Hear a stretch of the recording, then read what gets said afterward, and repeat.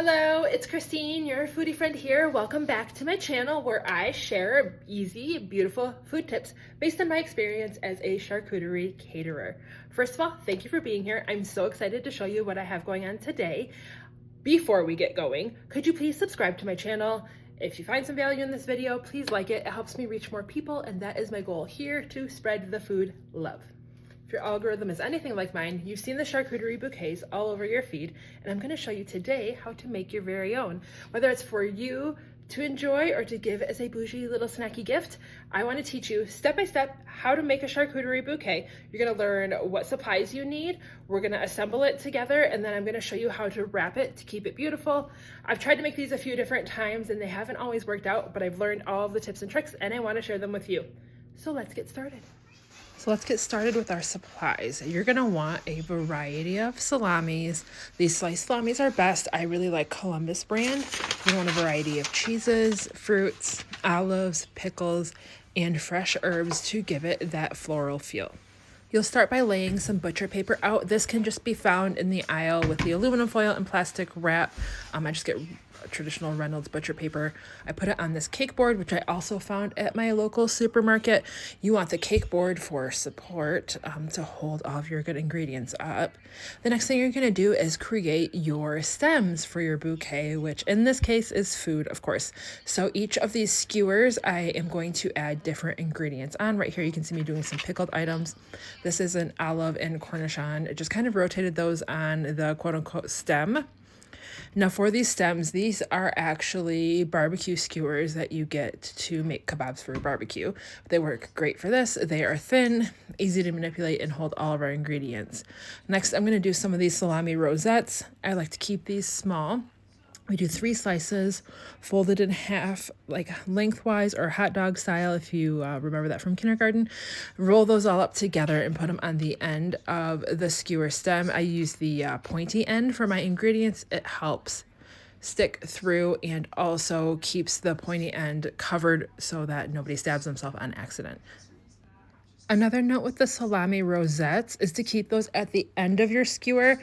That's going to help them stand out. They're often the most eye-catching part of a charcuterie arrangement, but particularly these bouquets, you want to really see the floral effect of these salami roses.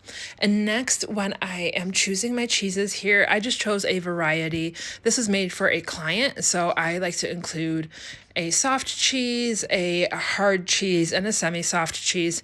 Now you're not going to use a cheese that's too soft on this. Like I wouldn't use something like a Boursin or a Stilton because that'll get a little bit crumbly.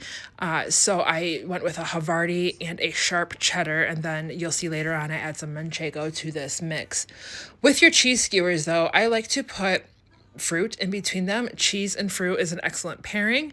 Visually, they look very pretty together, and we're not only building a beautiful visual here, we want to give some really good bites. And so that's why I'm going to put the cheese and the fruit together, because you're going to have some delicious bites. You know, you can change the size of your bouquet based on the number of these skewers or stems you want to make. I went with about 10 in this one. This is going to be for a single serving. The bigger, the better if you choose, or you can make a smaller, cuter one. I'll make one for my daughter that's just like 3 or 4 stems, and that's really cute as well. I like to include a lot of fruit, A for color, B for taste. As you can see, the strawberries I just did, I cut a V in the top to make them a heart shape. Check out my shorts for an instructional video on how to make these heart-shaped strawberries. But they look so cute with the strawberries and blueberries together. And as you have these skewers made, you're just going to kind of layer them on top of each other. You can see here they come up to this point. And you want to keep some central location while fanning out the top. It's again going to look like a floral bouquet. I am no florist, but I know visually what I want this to look like. And so I think that's how they would do it if they were making flowers. I went ahead with 1 full grape stem here, and I just think that's so cute and pretty.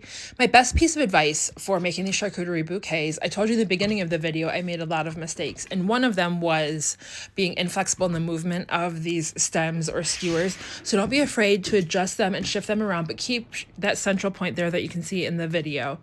Once all my skewers were made, I'm going to come in with some of these manchego wedges. I like the points up for visual effect, and it offers, again, some more support for those stems. So don't be afraid to, like I said, move things around. You see how those olives just fell ahead, just kind of put them back in their place. So you'll have everything arranged beautifully here, and now we're going to give it that fresh touch that makes it even more floral with fresh herbs. You can use whatever you like or what looks good to you in the store that day.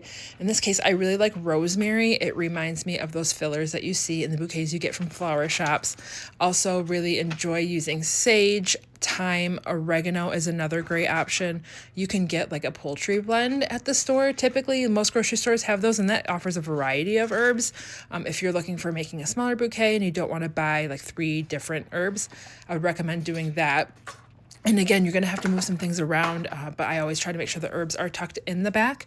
They offer a great background and a fresh punch to your bouquet to give it that floral look.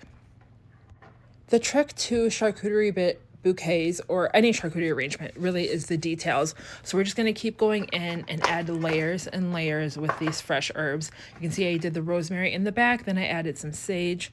I'm going to come in here with some mint. You want layers of not only flavors, but of colors and textures. I personally really enjoy eating the fresh herbs with my cheese. Some people don't. I would say probably most people don't. However, having them in the bouquet is required because it gives it that floral feel to carry on the theme of the bouquet, of course. And I mean, you can tell what a big difference those herbs really made. Next, I'm going to do what I consider the trickiest part, which is wrapping this baby up.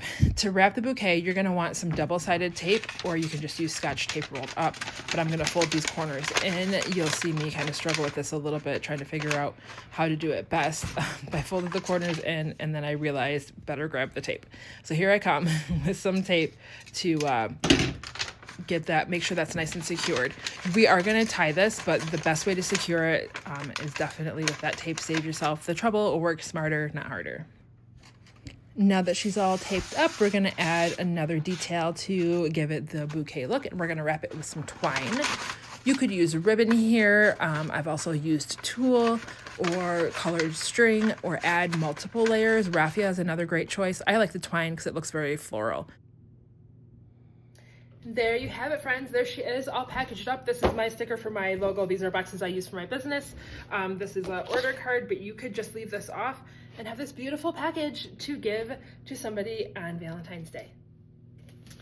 And there she is, folks. One of the tips I have is to not try to pick this up off of your cake board, because it could very well fall apart. These skewers are not strong enough to hold the weight that supports them. So keep it on your cake board when you're displaying it or taking a selfie, and enjoy this beautiful edible art.